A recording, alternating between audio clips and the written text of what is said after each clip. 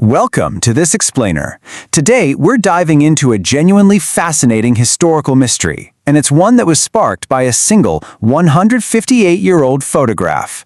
We're going to look closely at how one frozen moment in time sent a dedicated historian down a massive rabbit hole of archives, family lineages, and forgotten stories of the American West. So, let's jump right into the central question that kicked off this whole investigation. Picture this. It's 1868, and a photograph is taken featuring 6 very prominent white officials.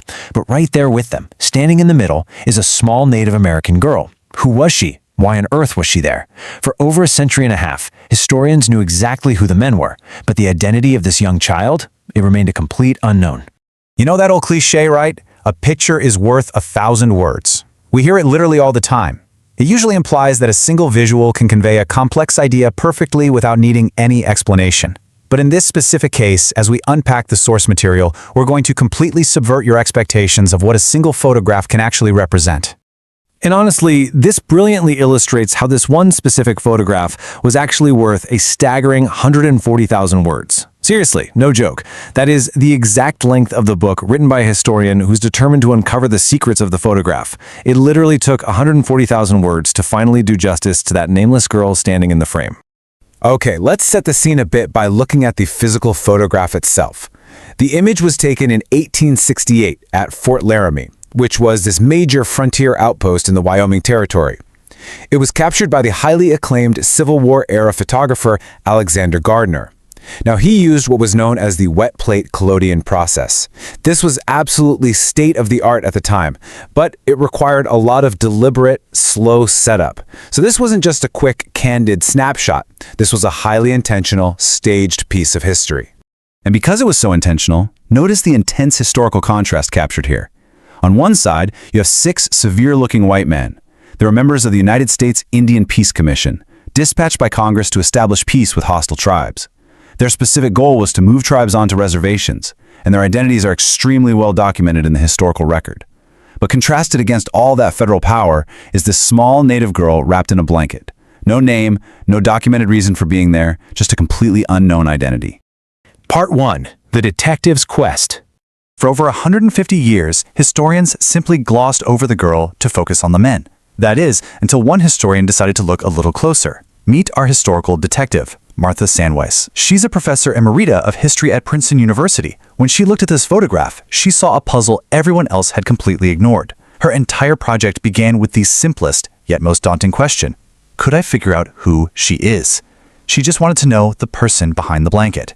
Now, traditional historical focus usually revolves around explaining major events and detailing the actions of famous military men, right? The generals, the commissioners, the politicians.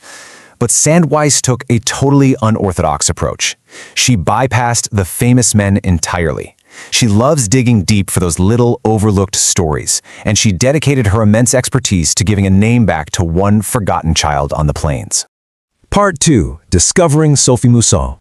Let me tell you, this investigation was not easy. It required deep archival diving and physical travel. The momentum of her quest literally crossed state lines and generations.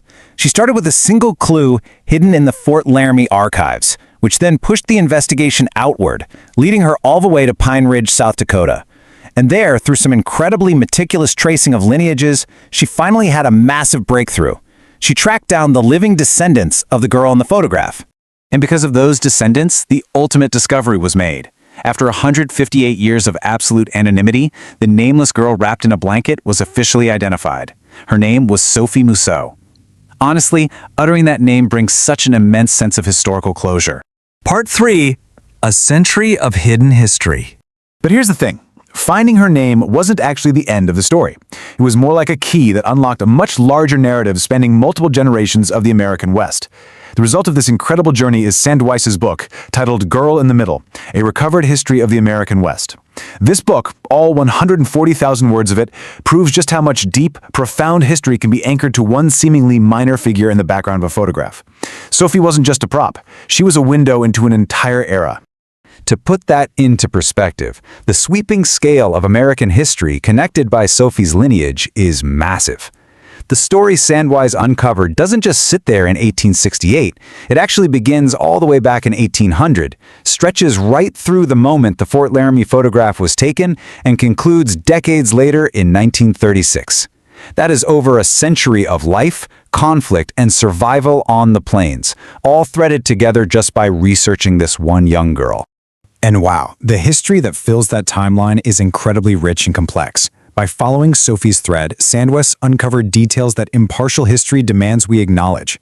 The research revealed stories of blended families, where French-Canadian fur traders married into Lakota tribes, which really highlights the deep, often overlooked cultural mixing of the era. But it also brought to light much darker truths, detailing specific, brutal military campaigns led by U.S. officers against her ancestors, alongside these intimate, heartbreaking personal betrayals over indigenous land and resources. It really paints a full, unvarnished picture of life during that time. Part 4. Why her story matters. As we wrap up this explainer, we really have to zoom out and look at the broader moral of this extraordinary research. Like, why does dedicating an entire book to an unknown girl from 1868 matter so much to us today? Well, Martha Sandwes really hit the nail on the head recently in Cheyenne with this quote, which perfectly captures the core thesis of her work. The Sophies of the world matter too. It's such a powerful reminder that everyday people, the ones standing on the edges of the frame, the ones left completely unnamed by official record keepers, are just as vital to understanding our past as any famous official, politician, or general. Everyone's story matters. So I want to leave you with this final provocative thought. Next time you look at an old image, reconsider what you're seeing. Look past the prominent figures seated right there in the center. Because if one nameless girl wrapped in a blanket could unlock a sweeping 136-year saga of the American West, what other hidden histories might be waiting in the backgrounds of old photographs, just waiting for someone to ask who they are? Thank you so much for joining me for this explainer, and keep looking closely at the history around you.